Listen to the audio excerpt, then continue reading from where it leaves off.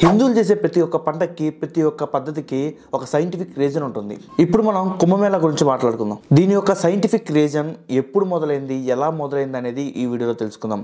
ముందుగా ఇది మీ ఫ్రెండ్స్కి కొలీగ్స్కి షేర్ చేయండి. అంతేకాదు ఈ వీడియో మీకు నచ్చితే లైక్ అండ్ సబ్స్క్రైబ్ చేయండి.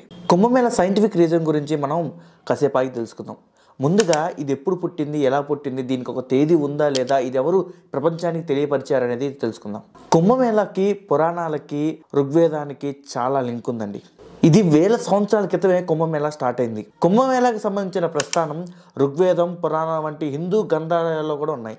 సముద్ర మదనం, క్షీర మదనం, పాల సముద్ర మదనం. ఈ సమయంలో దేవతలు మరియు అసురులు అమృతం పొందడానికి పోరాడారు.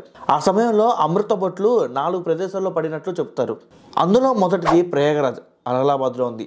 రెండోది హరిద్వార్, మూడోది ఉజ్జయిని, 4వది నాసిక్. ఈ 4 ప్రదేశాల్లో కుంభమేళా జరుగుతూ ఉంటుంది. ఇంత చరిత్ర కలిగిన కుంభమేళా గురించి ప్రపంచానికి ఎవరు చెప్పారో తెలుసా? 7వ శతాబ్దంలో ఒక చైనా నుంచి ఒక పర్యాటకుడు వచ్చి ప్రపంచానికి తెలియజేశాడు అనమాట. అతడు హర్షవర్ధుడు కాలంలో చైనా నుంచి భారతదేశానికి వచ్చాడు. వచ్చినప్పుడు ఈ కుంభమేళాన్ని చూశాడు. హర్షవర్ధుడు మహా అద్భుతంగా ఈ కుంభమేళాన్ని నిర్వహిస్తున్నాడు. అప్పుడు ఈ కుంభమేళాన్ని చూసి ఆ చైనా వ్యక్తి ఆశ్చర్యపోయి దీని గురించి తెలుసుకుందాం అనుకున్నాడు. దీని గురించి పురాణాలు, ఋషుల్ని అందరినీ అడిగాడు. ఇది ఎప్పుడు మొదలైంది, ఎక్కడ మొదలైంది అని చెప్పేసి. ఎవరికీ అంతుపట్టిన విషయం ఏంటంటే ఇది ఎవరికీ తెలియని విషయం.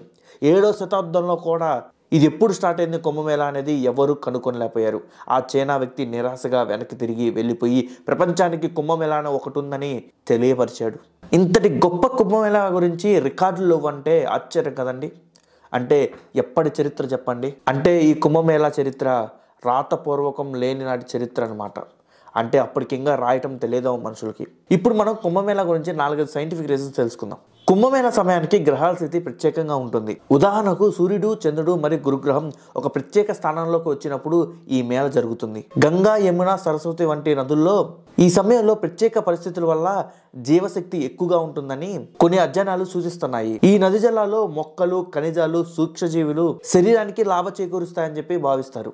కుంభమేళా జరుగుతున్న ప్రాంతంలో భౌగోళిక వాతావరణం మనిషి శరీరానికి హితంగా ఉంటుంది. ఈ సమయానికి ఉపవాసం, తీర్థస్నానం లాంటి ఆచారాలు మనిషి శరీరంలో ఉన్న విషాన్ని బయటికి పంపిస్తాయి. ఇక్కడ విషం అంటే ఏదో అనుకోమాకండి, మనలోని చెడు ఆలోచనలు. అంతేకాదు పెద్ద సంఖ్యలో జనాలు పోగొట్టడం వల్ల, అందరూ ఒకే పద్ధతులు పాటించడం వల్ల మన మనసులోని చెడు భావాలు కూడా బయటికి వెళ్ళి మనం ఎవరితోనూ కలవనప్పుడు అందరితో ఐక్యమత్యంగా ఉండటానికి కూడా ఇది తోడ్పడుతుంది. కుంభమేళాకు మతపరమైన ప్రాముఖ్యతతో పాటు కొన్ని సైంటిఫిక్ రీజన్స్ కూడా ఉన్నాయని చెప్పడానికి వీడియో చేస్తున్నాను. ఇది అందరం ఒకటే చెప్పడానికి ఒక ప్రత్యేక వేదికగా కూడా ఉపయోగపడుతుంది. ఈ వీడియో మీకు నచ్చితే లైక్ చేయండి, షేర్ చేయండి, సబ్స్క్రైబ్ చేయండి. ఈ వీడియోపై మీ అభిప్రాయాన్ని కింద కామెంట్ బాక్స్ లో కామెంట్ చేయండి. మళ్ళీ కలుద్దాం వేరే వీడియోలో.